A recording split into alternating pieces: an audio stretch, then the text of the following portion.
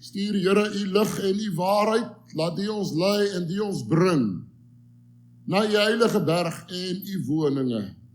Gemeente genade, barmhartigheid en vrede word U geskenk en ryklik vermenigvuldig deur die kragtige werking van die Heilige Gees in hierdie oggend in ons harte. Amen. Romeine hoofstuk 3, vers 23 tot 25. Want almal het gesondig en het ontbreek hulle aan die heerlikheid van God. En hulle word deur sy genade sonder verdienste geregverdig deur die verlossing wat in Christus Jesus is. Hier is die klem waarop ek wil fokus.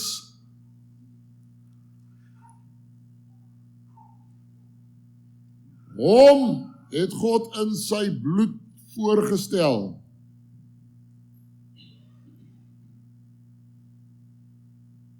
Hom het God in sy bloed voorgestel as 'n versoening deur die geloof om sy geregtigheid te bewys deurdat hy die sondes ongestraf laat bly het wat tevore gedoen is onder die verdraagsaamheid van God. Die middelste gedeelte van daardie gedeelte wat sê hom het God voorgestel in sy bloed as 'n versoening deur die geloof. Ons sit net so, dan bid ons saam. Here, die opening van die woord bring lig. En nou is ons hier rondom u woord. En sal u vanmôre lig bring in ons harte. Sal u vanmôre die verborgenhede van God vir ons kom oopmaak. Sal u vanmôre op 'n besondere wyse ons kom aanraak deur die werking van u Gees en die verklaring van u woord. Amen.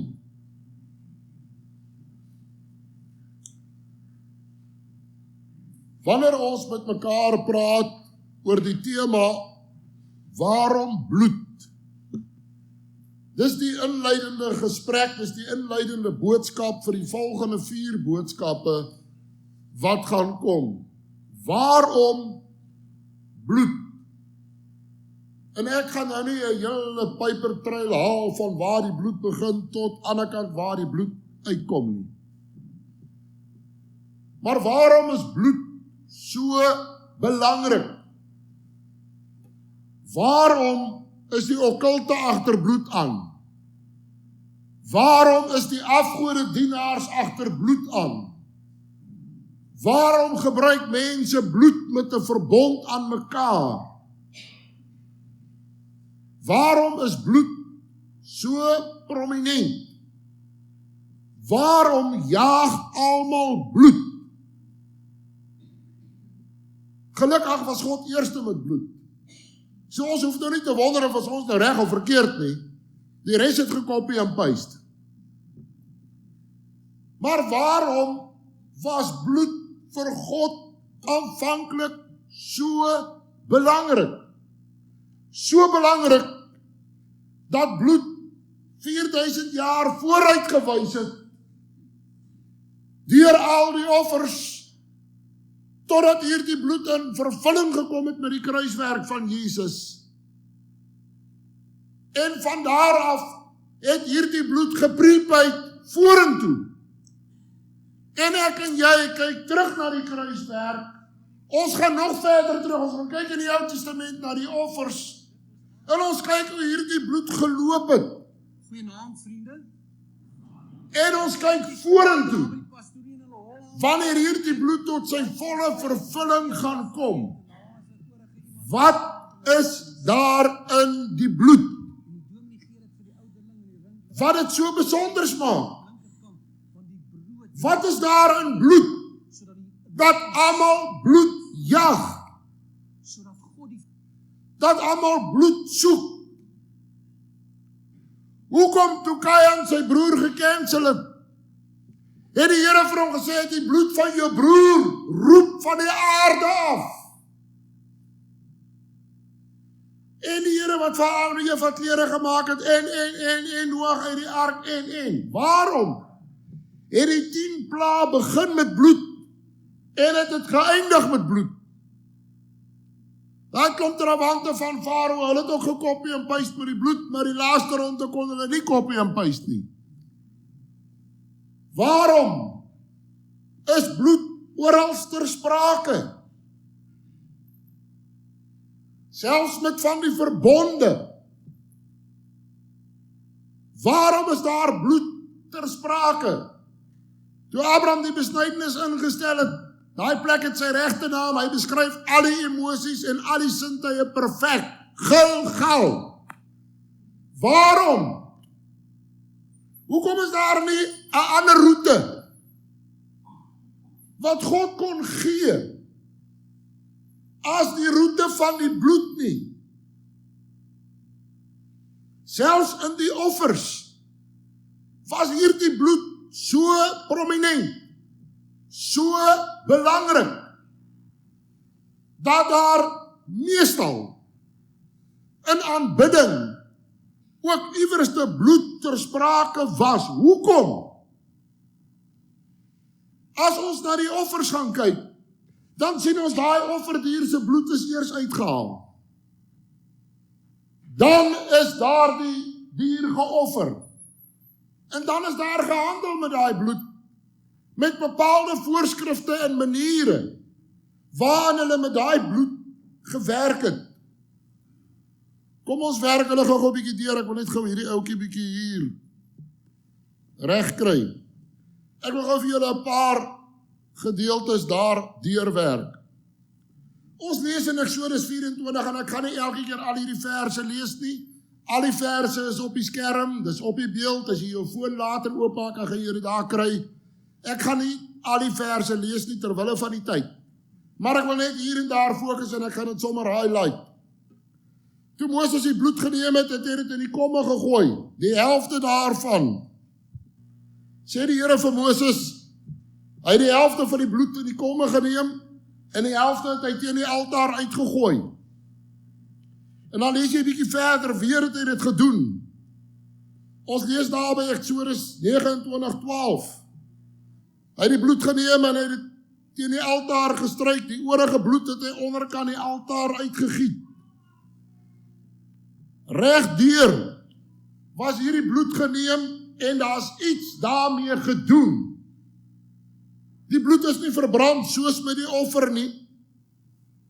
Elke keer is daar met hierdie bloed gehandel. Elke keer was daar 'n bepaalde ritueel wat gedoen is met hierdie bloed, volgens die voorskrifte. As dit klaar is, lees ons aan vers 20, die oorige bloed moet jy rondom die altaar uitgooi. Dieselfde by vers 21. Wat is in die bloed? Wat is daai element in die bloed wat vir God aanvaarbaar is? Waarom sê Hebreërs 9:22? Byna alles word met bloed gereinig volgens die wet. Sonder bloedvergieting vind daar geen vergifnis plaas nie. Waarom is bloed vir God aanvaarbaar? Waarom is bloed die enigste weg wat vir God aanvaarbaar is? Dat sonder bloedvergieting geen vergifnis kan plaasvind nie. Waarom is dit so? Dis nie net die Ou Testament nie. Let op wat gebeur met Jesus se kruisiging. Toe Judas die Here Jesus verraai het hy gesê, ek het gesondig deur onskuldige bloed te verraai. Pilatus het voor die volk sy hande gewas en hy het vir hulle gesê, ek is onskuldig aan die bloed van hierdie regverdige man. Die volk het die volgende vers uitgeskree, laat sy bloed op ons en ons kinders kom. Hulle het iets van bloed gesnap. Hulle het iets van bloed verstaan. Wat ek en jy dalk nie altyd so mooi oordink nie. Want jy sien, ons offer nie meer nie.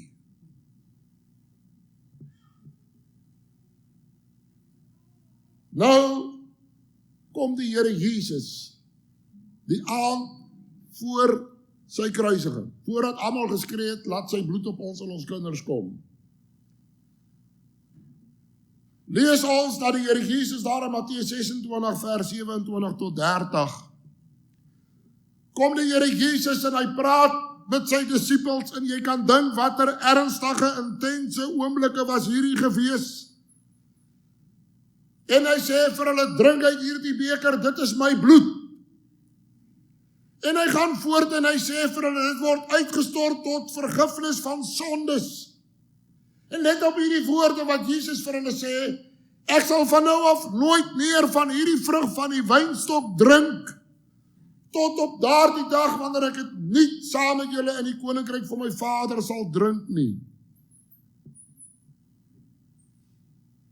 Ek sal nie weer saam met julle hierdie bloed en die simbool daarvan beleef, totdat wanneer ons dit in die koninkryk saam gaan deel nie. Wat lees ons daar in Openbaring 5 vers 9? Wat gaan ons die eerste doen as ons in die hemel aankom? En Jesus sê vir sy disippels, ons gaan dit nie weer saam doen, alvorens ons nie in die hemel, in die koninkryk, dit met mekaar gaan deel nie. En hy het ook vir sy disippels die opdrag gegee, om hiermee vol te hou totdat hy kom. Nou bring dit ons by die volgende deel. Eers het ek nou my klomp, hoekom soos 'n kleuter gevra, hoekom bloed, hoekom bloed, hoekom bloed. Nou kom ons by die waarom uit. En nou wil ek hê jy moet mooi luister, want dis die kern van die saak en die kruks van die saak. En alles wat ons die res van hierdie week met mekaar gaan deel, gaan hieruit voortvloei. Waarom bloed? Nou is ons klaar met hoekom. Nou is ons by die waarom. Met die skepping het God 'n woord gespreek. En al die ander dele van die skepping wat met bloed funksioneer, al die diere en al die voëls, het hy net een woord gespreek met die bepaalde skepingsdae, en hulle is geskape en hulle het funksioneer. Daar is 'n rede hoekom Genesis 2 bietjie meer detail gee op die skepping van die mens. Want by die mens was dit mos nou bietjie anderste. As met die diere wat hy net 'n woord gespreek het en hulle was daar. Want daar is iets dieper hierin.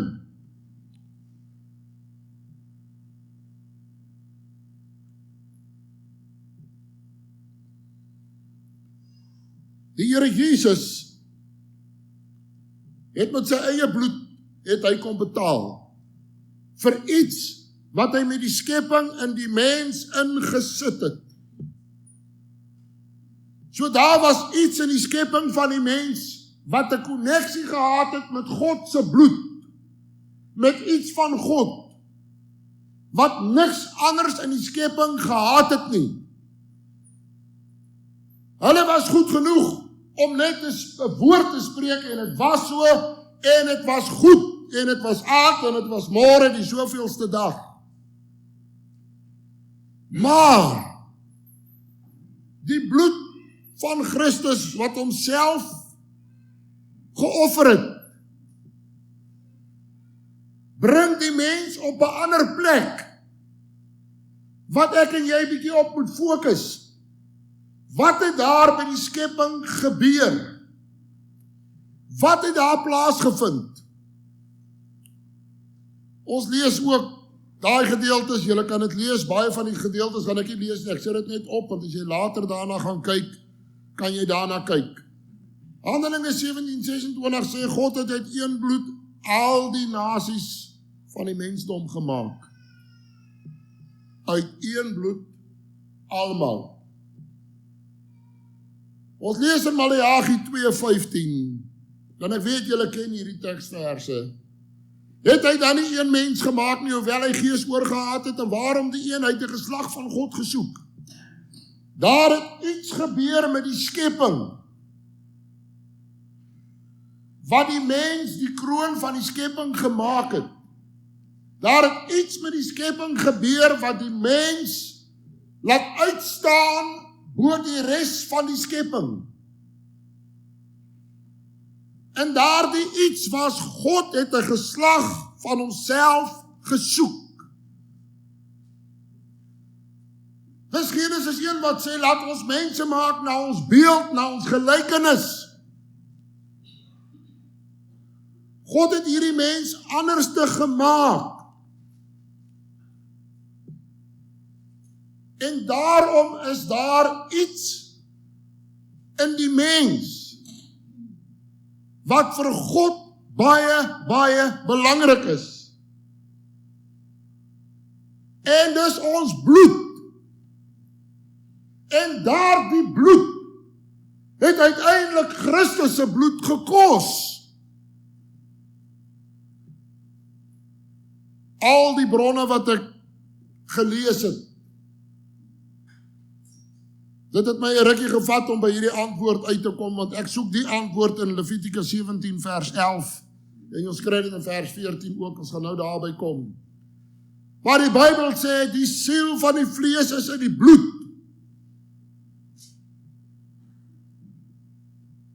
Die siel van alle vlees aangaan, sy bloed is met sy siel verbind. Ek soek die rede hiervoor. En ek kom nie by 'n bevredigende antwoord uit nie. Lees net die vers, dis goed genoeg. Ek wil weet wat daar aangaan. Ek wil weet hoekom. Want daai hoekom gee vir my die rede waarom God so erg is oor bloed. En waarom bloed die enigste manier van vergifnis is. Sonder bloedvergieting geen vergifnis nie. Ons beweeg nader aan die punt. Ons lees in Genesis 1 vers 27, dat God die mens na sy beeld geskape het. Man en vrou het hy hulle geskape. Maar ons lees ook in Genesis 2 vers 7 hierdie gebeurtenis. En die Here God het die mens geformeer uit die stof van die aarde. Hy het nie net 'n woord gespreek en daar moet 'n mens wees nie. Hy het die stof van die aarde gebruik om die mens te formeer. Hy het die mens uit iets uitgemaak. Hy het nie net 'n woord gespreek en toe was dit so nie. Hy het hom geformeer uit die stof van die aarde. Die manne sê hemd, dis 'n kraa in die ring in die bad, verduidelik die hele storie. En die vrouens weet hoekom hulle kraa nie so lyk nie, en hulle badwater nie so lyk nie, jy is geformeer uit 'n netjiese skoon ribbebeen. Maar ek wil hê jy moet let op wat hier gebeur het. God het die mens gemaak en hom geformeer uit die stof van die aarde. Toe aktiveer hy hom. 'n moderne woord. Hoe het hy hom geaktiveer? Ons lees daar, my presenter wil nie nou daar lekker werkie, so ek moet nou maar net so operuit. Hy het in die neus van sy asem, kan julle daar sien? Right, daar gaan ons met hom so, troostprys. God het uit die stof van die aarde in sy neus die asem van die lewe geblaas. So het Vader my stof uitgemaak en daar lê hy. Hy is nog nie geactiveer nie. En God blaas sy asem in die neus van die mens. En so word die mens 'n lewende siel. Wat het daai oomblik gebeur? Wat het gemaak dat Adam begin lewe? God het sy suurstof aan die gang gesit. Waar gaat jy? Sonder suurstof kan niemand lewe nie. Maar daar's 'n dieper vlak. Wat hou daai wind daar binne? Wat maak dat daai suurstof werk? En ek sê regtig so slim as dit klink, nee, ek het net bietjie gelees. Okay? Daar's 'n bestanddeel in ons bloed met die naam van hemoglobien. Moenie nou worry oor daai groot woorde nie, ons gaan hulle almal nog cancel, ek sal dit probeer eenvoudig verduidelik. Maar hemoglobien is daai element in die bloed wat lewe dra. En toe God die mens geskaap het, lees ek dat die slim manne sê, en hier en daar, dan kry jy nou 'n Bybelkommentaarskrywer wat daarna verwys, dat daar die oomblik toe God die mense, die asem in die mense lewe geblaas het, en die Bybel verduidelik dit baie mooi, deur sy neus, het hy hemoglobien geactiveer, en daar begin suurstof sirkuleer. Ek sien die helfte van julle kyk my met sulke oogies aan. Hou vas, teen donderdag gaan julle mooi verstaan.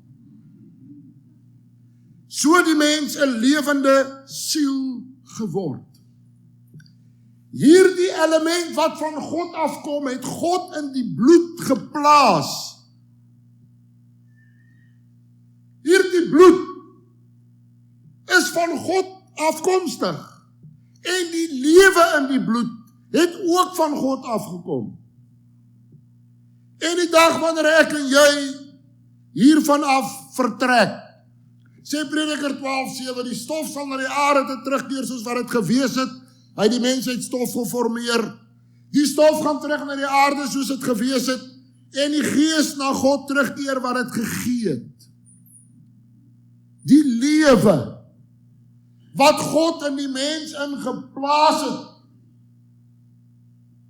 verlaat weer hierdie liggaam wanneer ek sterf. Daardie lewe is vir God uiters belangrik.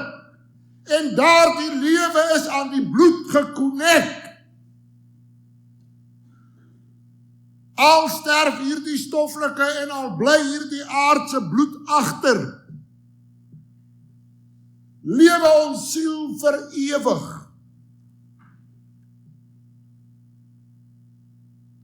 Kan ek net nog so 'n bietjie verder gaan.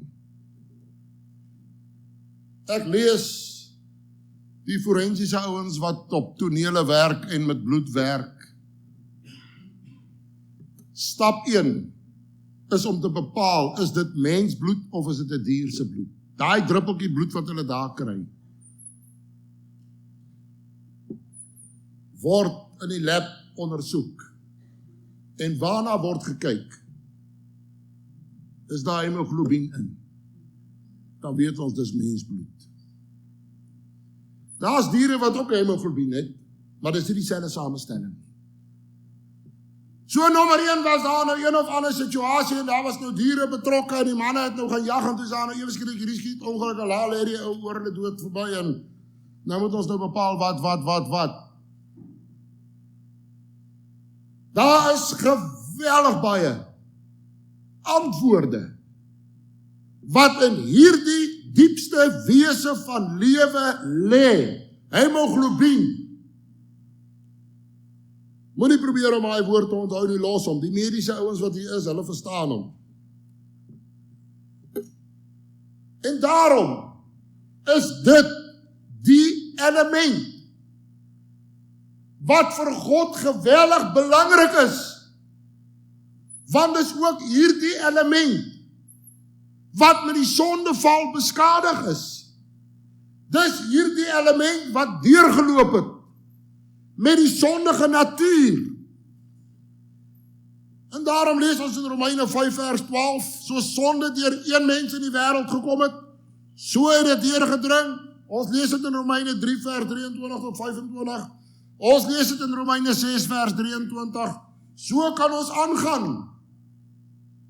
Die een skrif op die ander skrif wat vir ons wys van Adam af, reg deur die band, word elke mens gebore in sonde. En daardie sonde lê gesetel in ons bloed. Daarom is Christus met sy bloed aan my bloed kom werk. Is julle by met hierdie een? Het julle hom? Right. Daarom sien ons in Hebreërs 29, sonder bloedvergieting geen vergifnis nie. Ons lees verder in Hebreërs 9 vers 13 en 14, hoeveel te meer as die bloed van die bokke en die kalvers wat hulle besprinkel het en aangegaan het vir hulle reiniging, hoeveel te meer sal die bloed van Christus julle gewete reinig. Hoeveel groter krag is daar in die bloed van Christus, wat my en jou bloed anders te gemaak het as enige ander skepsel. En geen ander skepsel het God hierdie tyd spandeer, eers formeer uit die stof van die aarde en dan die asem in sy lewe inblaas nie.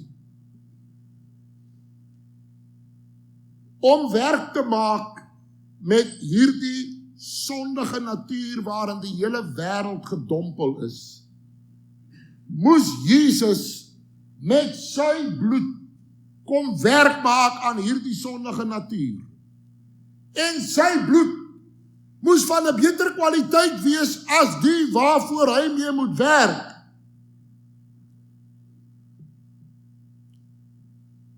Ons lees in Hebreërs 7 vers 23 tot 27, ek gaan nie daai hele gedeelte lees nie terwille van die tyd. Ek sit dit net op die skerm dat jy dit het. Let op wat sê vers 26. So 'n hoëpriester was vir ons gepas. Een wat met sy bloed in my plek die prys betaal het, net soos wat hulle met die offers gedoen het. Hy was vir ons gepas, een wat heilig, onskuldig, onbesmet, afgeskeie van die sondaars is. En dan gaan die gedeelte verder. Hierdie Jesus se bloed het versoening kom doen vir 'n verlore sondaar se bloed. Want my en jou bloed is besmet met die sondeval. Christus se bloed was nie geaffekteer deur die sondeval nie. Nou kom ons by die daarom uit. Daarom is bloed vir God so belangrik. Want Jesus, en nou wil ek mooi verduidelik, sy bloed het geen sonde gehad nie. Jesus se bloed het in hierdie wêreld ingekom en vir ons versoening kom bewerk. Maar hier is die illustrasie, en luister hom mooi. Wanneer daar bevrugting plaasvind, dan is daar 23 kromosome van die man, 23 van die vrou. Anders gestel, 50% van daai kind se DNA kom van sy pa af, 50% kom van sy ma af. Jy het nie, jy wil uitfigure en of jy aard hy nie, hy aard al twee. Een is net undercover. Maar in elk geval, is 50-50. Nou, in daardie DNA, lê die sondige natuur. Nou kom die Here Jesus, en ons lees in Lukas 1:35, die engel antwoord vir haar, die Heilige Gees sal oor jou kom en die krag van die Allerhoogste sal jou oorskadu. Daarom sal ook die Heilige wat gebore word, die Seun van God genoem word. Wat kry ons hier? Die manlike faktor is uitgeskakel. Daai 50% van die man se kant is gone. Hy's nie daar nie. So deur 'n wonderwerk, net soos wat God met die skepping die mens gemaak het en 'n woord gespreek het met al die ander dinge, het God 'n woord gespreek. En vir die eerste keer in die geskiedenis word 'n maagd swanger. Maar as one way, as jy wil op papi.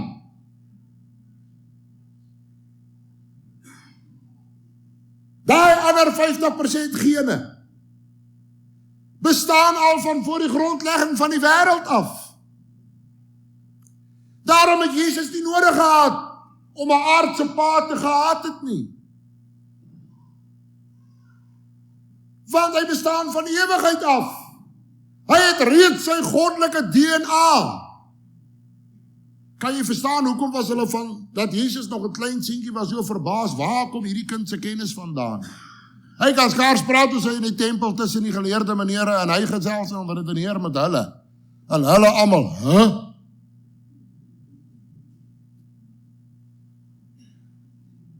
Hy het nie 'n aardse vader se DNA nie. En daarom kon Jesus sondeloos volmaak op hierdie aarde wees. Daai 50% wat hy van sy ma afgekry het, was die moederlyn. Daar's nie 'n aardse vader nie, want hy het net nodig gehad om die liggaam op te neem. Hy is gister en vandag tot in alle ewigheid dieselfde. Daar moes 'n offer kom. Hy het 'n offerliggaam opgeneem, waarmee hy vir ons aan die kruis kom sterf het. Daarom verduidelik Johannes 1:13 en 14. Hierdie Jesus wat nie uit die bloed of uit die wil van die vlees of uit die wil van 'n man nie, maar uit God gebore is. En die woord, hoofletter, dis Jesus, het vlees geword en onder ons gewoon. Ons het sy heerlikheid aanskou van kleins af. 'n Heerlikheid soos van 'n eniggeborene wat van die Vader kom, vol van genade en waarheid. Die volgende gedeelte gee ek net op, is 'n baie mooi beskrywing, jy kan dit gaan lees as jy later daarna toe gaan. Nou, Jesus se bloed was die plaasvervanger vir my en jou sonde. Die toestand waarin ons gebore is, waarin elke mens gebore is, en hierdie sonde wat oorgedra word van geslag na geslag, het Jesus gekom met sy bloed, en wanneer hy my wederbaar, nou word ek 'n tweede keer gebore. Want die eerste keer is ek gebore in sonde en ongeregtigheid uit my moeder uit. Maar die oomblik wanneer ek 'n kind van God word, dan word ek weer gebore. Dan word ek uit God gebore. Dan kom God en hy werk in my siel. En hy gee vir my die goddelike natuur. En 2 Korintiërs 5:17 sê as iemand in Christus is hy 'n nuwe skepsel. Die ou dinge het verbygegaan, alles het nuut geword. Ek is amper klaar. Ek begin nou saamvat om na môre toe te beweeg. So ek wil net vir julle so rigting gee, waartoe van ons môre, anders te wonder julle die hele tyd. Bloed is die as waarom alles draai. Dis die senter. Net soos wat, wanneer ek 'n kind van God word, dan word ek deel van die liggaam van Christus. En die Bybel baie praat oor hierdie liggaam. So is dit met my en jou liggaam. Die bloed in jou liggaam is ook die kruks, die kern van alles. My en jou liggaam bestaan uit verskillende dele. Kop en hande en voete en long en tong en ek weet nie wat nog alles nie. Maar daar is iets wat al daai weefsels en organe en selle en funksies aan mekaar verbind. Dis die bloed. Ja, ons organe is vas, ons weefsel is vas, hulle is beweeglik, maar hulle is vas. Maar die bloed is die konneksie wat tussen alles deur beweeg. En dit beteken dat hierdie bloed, wat vir al hierdie weefsel sorg, en wat al die nodige stowwe aflaai by hierdie weefsel en organe, is 'n baie belangrike element. Dink net 'n bietjie daaraan. As jou bloed moet stil staan, groet jy. As jy genoeg temperatuur verloor, as jy op pad yskas toe, dan vat as jou voete eers uit by die deur. Hierdie bloed wat alles bymekaar hou, is so sensitief en vervul so geweldige, belangrike funksie.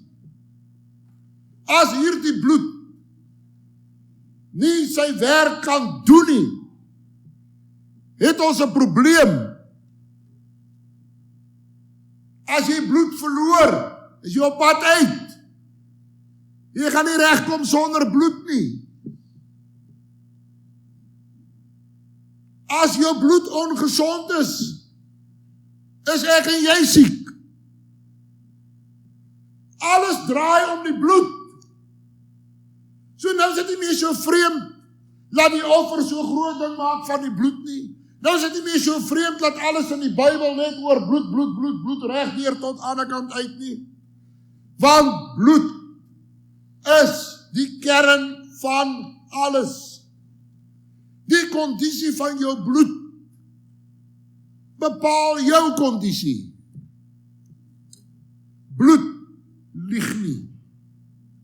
Bloed is nie skynheilig nie. Bloed steek niks weg nie. Bloed praat die waarheid. En as ek en jy siek is, dan is dit die eerste wat gebeur. Die dokter stuur jou aan na die bloedseiers toe. Borrels en borreltjies van die goed. Want ons moet kyk wat sê die bloed, om te weet wat aangaan. Ons gaan nie raai nie, ons gaan nie gorrel nie. Want bloed lieg nie. So in die meeste van die gevalle, as jy nie lekker voel nie, en is nou meer as 'n hoes en broes, dan kom hy vriendelike bloedsuigertjie daar aan en sê, strap vas en nog enetjie, jy kan nou maar vanaf verdelen, jy gaan dit te ver, weet nie, zaak, nog 2 borreltjies, meneer. Daai bloedse uitslag gaan vir jou alles vertel. Hulle gaan hom nie rook nie, hulle gaan hom nie kook nie, hulle gaan hom nie organise nie. Ek maak klaar vir vandag.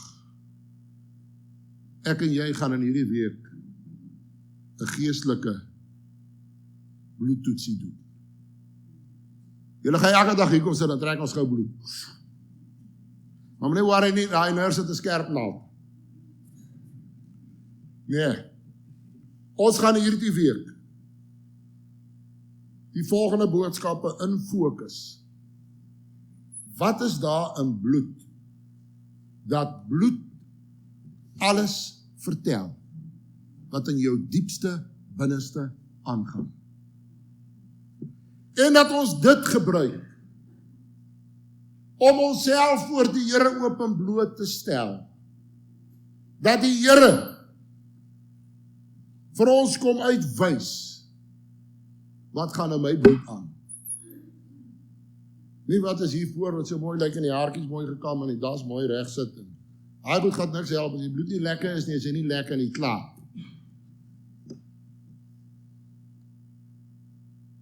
En ons wil hierdie bloed toepas vir ons eie geestelike lewe. En dit moet my en jou aanspoor om ons fokus te verskuif na die wonderlike werking van die bloed van Jesus. Is julle nou meer gemakliker dat die twee hoofsprekers se boodskappe nou nie gaan so maak nie, né? Hy gaan vir ons die mooi Bybelversies gee en ek gaan by die praktyk wees. Kom ons bid saam.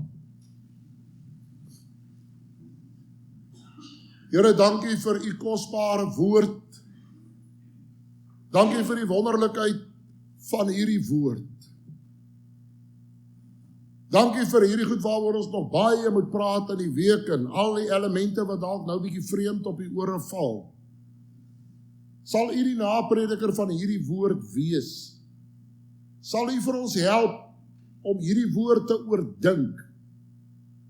Om hierdie woord te bepeins? Dat ons teruggaan na hierdie skrifgedeeltes toe en 'n Bybelstudie daarvan maak. En onsself voor u sal kom meet. Onsself voor u sal kom toets. En Here, ons kom in hierdie gehoor en elkeen wat ook inluister, wat nie hier is nie, wat op 'n ander platform inskakel, dat hulle ook met die volgende boodskappe nommer 2, 3, 4, 5 sal inskakel. En dat ons hand in eie boesem sal steek. En dat ons sal reageer op die bloeduitslag wat u vir ons gee. Ons bid dit in Jesus se wonderlike en groot naam. Amen.